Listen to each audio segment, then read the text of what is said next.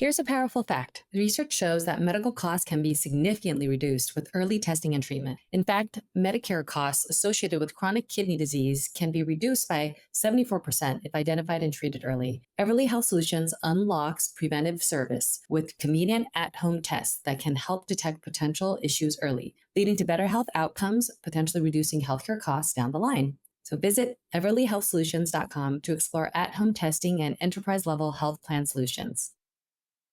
Thanks for listening today. I want to be transparent with you. Besides hosting this podcast, I also work for Everly Health, our sponsor for today's episode. However, all views and opinions expressed on the podcast are my own or those of my guests, not those of Everly Health.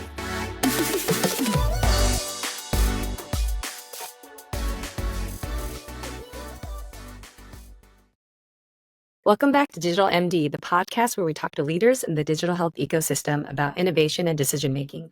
I'm your host, Dr. Liz Ko. Today, I'm thrilled to have David Mao with us. So Dr. David Mao is this great friend of mine from the Harvard MD MBA program. And I was thinking back to the first time we met, we also ended up going through a fellowship called the Blavatnik Fellowship through Harvard Business School. I know that he has been featured in multiple places for the company that he's now running as the CEO of Cerebral. And I'd love to just dive in and say, welcome, David. Tell us about your life journey and your life path and what has led you to today. If you don't mind giving the audience a flavor of your background. Well, first of all, thank you, Liz, for having me, and great to see you. And congratulations on the book. Wish I had it when I was in school trying to figure out what I wanted to do with my life. So really, really appreciate that a generation of students now do have that access and that knowledge. I grew up in Cincinnati, went to med school, and became a psychiatrist. I did my residency. I went to med school actually with Liz and did my residency at Mass General McLean in adult psychiatry.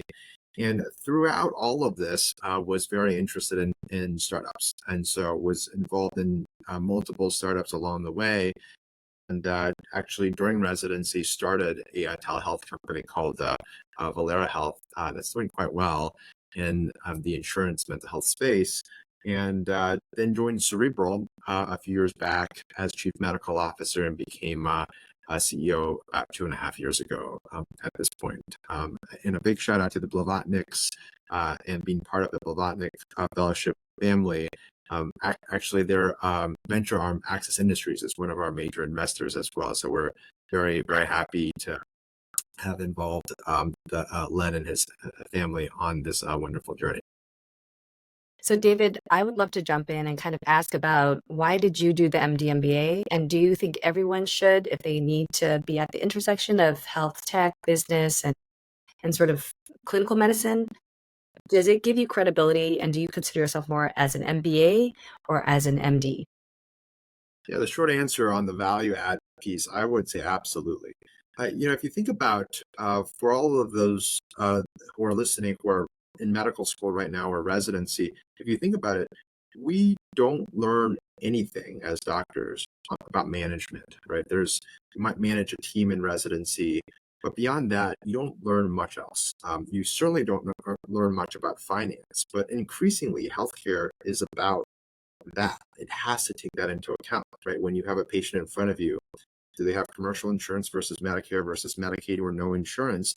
And being not aware of these systemic issues will put you at a disadvantage if you want to go into a role that requires management. So I highly, highly recommend that. People consider the MD MBA. And as many of you know, the MBA program can be shortened as well. For some programs at Harvard, it's not 2 additional years, right? It's 1 additional year, and they compress the program into a 5-year program instead of a 6-year MD plus MBA. So I highly recommend the program. Of course, now it depends on what you want to do. There are certainly exceptions, but broadly speaking, I found it to be extraordinarily helpful.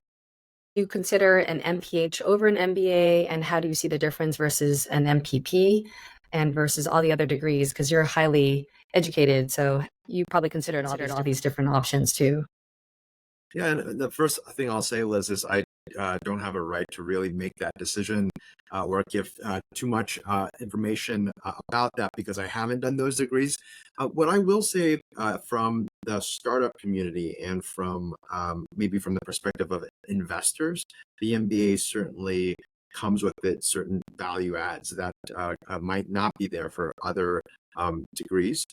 I will also say that you just run into more people who are interested in entrepreneurship or investments. And so it just helps you catapult your idea forward sooner potentially.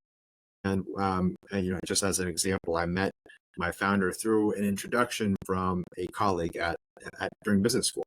And I hear that happen all the time in business school. I hear it less so happen in other degrees. And do you feel like you, as a CEO now, running your company, what are areas where you feel like you can leverage your clinical background, or do you leverage other skill sets like a tech background? You probably can listen in, you can do medical affairs. How do you balance all of that?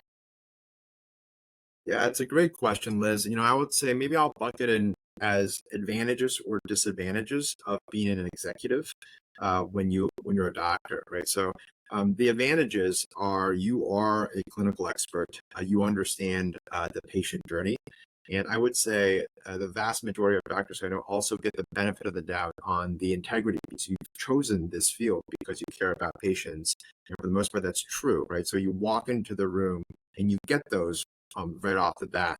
Uh, I would say that certainly leverage those and certainly make sure that your co-founders will fill in some of these other disadvantages I'll mention in a second. So I would say disadvantages are a lot of investors will, and many times correctly so, bucket doctors into, okay, you are the clinical expert, but you're not a leader on the operations side. You're a doctor, so you know nothing about finance. You're a doctor, so you probably know nothing about legal or compliance, right? And so, in order to break free of that, commit yourself to learning those specific disciplines. One, so talk to your CFO, talk to your chief compliance on a very regular basis, as if it's a new discipline for you to learn de novo. And two, if you're on the startup side, certainly make sure that your co-founders or the execs that you bring on can fill that gap for you. So they need to be very, very good at things that you know little about in order to balance things out. I find it one common pitfall I find is that two doctors get together, talk about an idea, and then say, "Let's be co-founders of a company." I would suggest against that. As a doctor, your co-founder should not be another doctor. It should actually be someone on the finance side, on the technical side, on the product side. That's great. I completely agree with that. You and I have talked about surrounding yourself with people that can up level your skill set and be able to brainstorm, but also people that you can trust to kind of have your own board of directors, people that are useful in terms of they know you, they know your company, they know what you can do outside of your own board of directors. I feel like you've really engineered and also created such strong networks like that. How did you do that yourself? Yeah, it's I feel like some of it's organic. Part of this, I would say, is that there are, when I was in school and in training, there were these people doing just fantastic things at the top of their field in mental health, and they were the gods of the industry. I think what I've learned and from many people is that they want to have impact. They're trying to maximize impact. So when a potential mentee or a potential future student of theirs reaches out, they want to know that you're going to take their word seriously, that you're going to act on it. And then if they say jump X high, you're going to jump 2X high, 3X high, and then come back to them. And so I would say be a great mentee. You're learning from them, and then what you can give them is that you follow what they say, you follow up on that, and then you give them information back on how, let's say, the space is evolving, right? So I think that's the give and take to build that trust, to make sure that those types of relationships are sustained through time. And then, just keep in mind that not everything is a quid pro quo. It's not that you talk to them and then they give you something and then you give them some money to be an advisor and that's done. It's really understanding where they want to take the field and make sure that your vision is also aligned where they want to go. Did you know that improving preventive care can significantly impact your health plan star ratings? Everly Health Solutions is the leader in at home testing for health plans. Their convenient, member centric approach has helped plans achieve industry leading results. In just 1 year, Everly Health Solutions helped a multi state Medicare group improve 15 of their plans by at least 1 star. That's a win for members, providers, and the plans themselves. Learn how Everly Health Solutions can elevate your health plan at everlyhealthsolutions.com.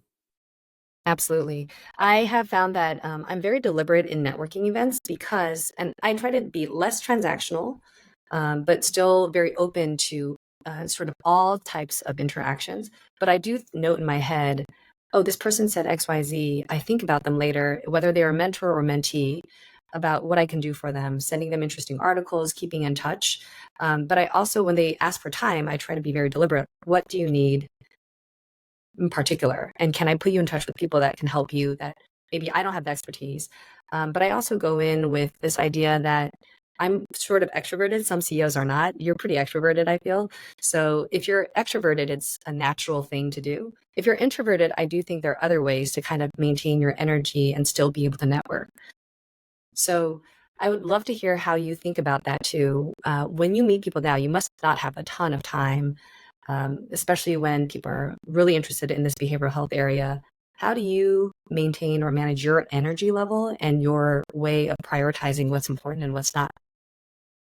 Yeah, Liz, it's a great question. And I should point out that you are certainly very good at this. You've helped introduce me to a lot of people who have been very helpful, and I've learned a lot from. Um, I would say right now it's the same idea. We get the privilege of becoming mentors to others, our colleagues of others. And it's the same idea. When they're calling, is there a specific vision that they're trying to pitch here that could be value add, right? So for example, I see a lot of interactions right now on where generative AI and the future of mental health is going, and it clearly is the answer to the future. Now, I would bucket the people who come to me, and broadly speaking, two buckets. There's one bucket where it's they want to get to a partnership, and they're going to say whatever they need to say to try to get me to say, okay, maybe, or yes, right? And then there's another group who say, what is your problem? What are you trying to solve? And how are we going to get there? And those in the second bucket might say, you know what, we can't help you with that today, but here's how I think you should solve that. Let me introduce you to someone else. And this is what we think we can help you with, maybe in a few months, maybe in a few years, but let's keep chatting. Right. So two completely different groups. And if I were to break it down, I would say of the latter group, I'm in touch with a much higher percentage of people in that bucket than the former one. So I would say be genuinely curious about what the person that you're asking something of is looking for, and then be generous with your time, your ideas, because that's the way that we like to be as well. And so that's what really sustains these long-term valuable relationships. Absolutely. I like to pivot a bit, and then I want to ask you my hot take questions at the end. But as the CEO of Cerebral, what are things that you didn't expect? What are things you did? And I would love to understand too what has been the most challenging. We see what's happening on the news. You've done an amazing job turning it around. So would love to hear kind of your perspective and wisdom for those in mental health organizations and companies starting out. What advice could you give them? I've learned so much, Liz, over the Where to past start, huh? 2.5 years now, around that time as CEO. Thing I'll mention probably and this is, it certainly is personal as well as professional, but the idea of having to downsize your company as a clinical services company, and you have to do layoffs in order to get unit economics in the right place, get the burn rate in the right place, while you're trying to roll out new products to improve the service line. So it was very, very challenging to be able to, in one meeting, say, "Hey, we have to downsize," and then also of the people who are saying, "Man, we have to work hard in order to get this next service out there, so patients can have a suicide detection system." So we have to keep that momentum going while people are seeing that the company is being downsized. And that's not particular just Cerebral, but it's true for venture-based companies that are going through a tough winter for VC. So that was tough, but we were able to do that. And I would say At that point, during those times, especially in digital health or healthcare, you remind yourself and you remind your friends and colleagues of why you're here. And it doesn't start with dollar signs. It starts with we're here for a mission. There are people out there who can't get access to mental health care, and we're able to get that to them. Don't you want to continue to commit to this vision? Don't you want to continue to commit to this, the Hippocratic Oath, which I take as seriously as my fiduciary duties, right? So that is a Yes. bedrock and a foundation that we can continually come back to. And I Mhm. found that it was pretty impressive. I've got my colleagues to thank for this. They were able to rally, and we have this graph where the number of employees as it came down through the rifts.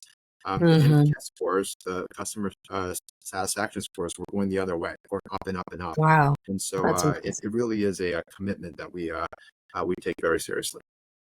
So for a RIF stands for a reduction in force, and that's always really hard to hear. But I really appreciate you sharing because I think a lot of digital health companies in the last 2 years have really had to do this. And those that have been able to preserve some cash, keep those that are I would say, even if there weren't lowest performers, but still those that were loyal and explaining what had to happen for the company to continue to find them the good, alternative workforces and workplaces. That's been key. So, David, it's been an absolute pleasure. Thank you for being here today. Before we wrap up, we always ask our guests for hot takes for about 3 to 5 key questions. So the first is, what's the best advice you'd want to give? And as a follow-on to is, I want to hear about the hardest challenge within Cerebral, in addition to the rift, and how did you overcome it? So favorite advice I've gotten, I'm not sure I could be as pithy in the way that it was received, but it certainly is around integrity. Uh, Integrity is really, really important. You're going to have friends, you're going to have enemies when you're in business, and keep your integrity. And because in healthcare and in every field, that is everything. And so when you can walk out and you can say, I've done everything I can for this company and for our patients, you can feel good about yourself come hell or high water. So that it really is important, and it's really been a key part of Cerebral's turnaround. The challenge I'll mention, certainly around the reductions in force. I'll just mention one piece here. One of the most challenging things about that is that you had to say goodbye to people who were great, and they had to leave now because of performance. And so, Mhm. what I would encourage CEOs and execs to do is that, and this is what I do today. I learned it from others. Is to spend a lot of time trying to find them jobs because they took a bet on you. They took a bet on the company. And because they're not there, it's not because of their performance. You owe it to them as a human being, as someone who really committed to, for us, the mission of mental health, democratizing access to mental health care for all. They've done that, so you owe them as well going forward. So this is a human relationship that extends beyond one company or one vision, right? So Great. commit to your Yeah. people in a way that you want to be committed to. Last question then is, what's most exciting for you in health tech right now, in addition to AI, or maybe it is, but just in general? Yeah, I'm going to be boring. It's AI. Generative AI is very much going to revolutionize how mental health care is delivered. It's going to push us to value-based care in a much quicker pace. And I really think that it's a space, specifically in mental health, that's heavily underinvested in, and we'll see some major, major changes in the next year or two. So I'm very optimistic about where that's going to go. And ultimately, it's good for our patients because the cost is going to come down while the quality of care is going to skyrocket. That's so great. Well, thank you, David. It's been an absolute pleasure discussing the healthcare landscape with you. Listeners, for more on David's work or to connect directly, check his LinkedIn out in the show notes. We hope today's conversation has been sparking your interest and continues to inspire you to explore further. Thanks for joining us, David. Really appreciate it. Keep on Thanks innovating. for having me, Liz. Congratulations.